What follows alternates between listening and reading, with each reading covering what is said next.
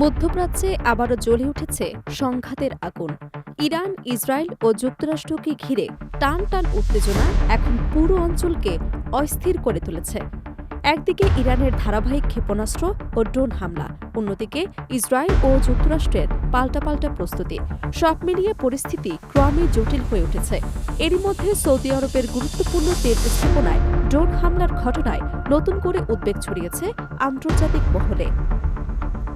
গত এক সপ্তাহ ধরে মধ্যপ্রাচ্যের আকাশে যুদ্ধের উত্তাপ স্পষ্ট হয়ে উঠেছে।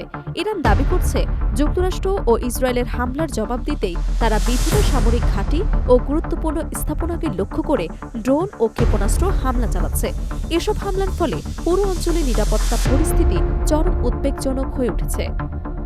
এই উত্তেজনার মাঝেই সৌদি আরবের রাষ্ট্রায়ত্ত তেল কোম্পানি আরামকোর একটি বড় তেল শোধনাগার লক্ষ্য করে একাধিক ড্রোন হামলার ঘটনা ঘটে। হামলার পর সৌদি কর্তৃপক্ষ জানায়, আরামকোর রাস তানুরা রিফাইনারির কিছু কার্যক্রম সাময়িকভাবে বন্ধ রাখা হয়েছে। নিরাপত্তা নিশ্চিত না হওয়া পর্যন্ত সেখানে উৎপাদন আংশিকভাবে স্থগিত থাকবে বলে জানানো হয়েছে। এই হামলার জন্য ইসরায়েলকে দায়ী করেছে ইরান। তেহরানের দাবি, আঞ্চলিক উত্তেজনা বাড়াতে পরিকল্পিতভাবে এসব হামলা চালানো হচ্ছে। যদিও এ বিষয়ে ইসরায়েলের পক্ষ থেকে এখন পর্যন্ত আনুষ্ঠানিক কোনো প্রতিক্রিয়া পাওয়া যায়নি। তবে বিশ্লেষকরা বলছেন, মধ্যপ্রাচ্যে ক্রমবর্ধমান এই সংঘাত যে কোনো সময় বড় আকারের সামরিক সংঘর্ষে রূপ নিতে পারে। এদিকে এই পরিস্থিতির মধ্যে সৌদি আরব ও ইরানের সম্পর্ক নিয়েও নতুন করে আলোচনা শুরু হয়েছে।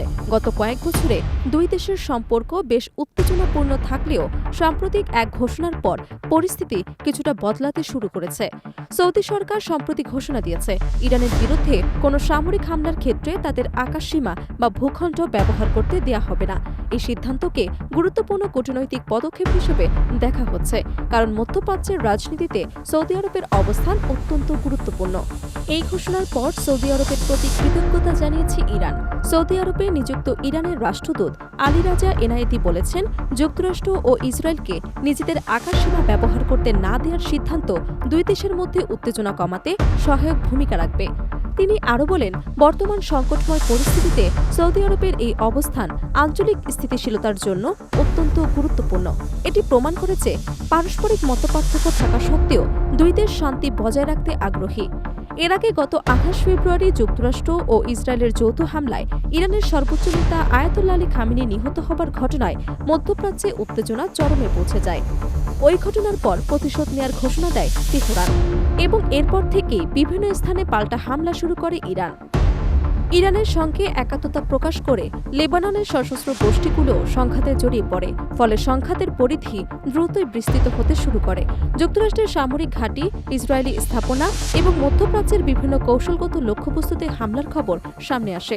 ইসরায়েল, কাতার, সংযুক্ত আরব আমিরাত ও বাহরাইনের বিভিন্ন স্থাপনাও এই উত্তেজনার প্রভাব থেকে রক্ষা পায়নি বলে দাবি করা হচ্ছে।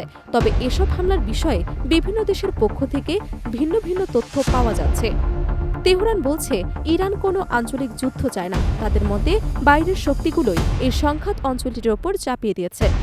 ইরানি কর্মকর্তারা দাবি করেছেন, নিজেদের নিরাপত্তা ও সার্বভৌমত্ব রক্ষার জন্যই তারা এসব পদক্ষেপ নিতে বাধ্য হয়েছে। বিশ্লেষকদের মতে, বর্তমান পরিস্থিতি যদি দ্রুত নিয়ন্ত্রণে আনা না যায়, তবে মধ্যপ্রাচ্য নতুন এক বড় সংঘাতের দিকে এগিয়ে যেতে পারে।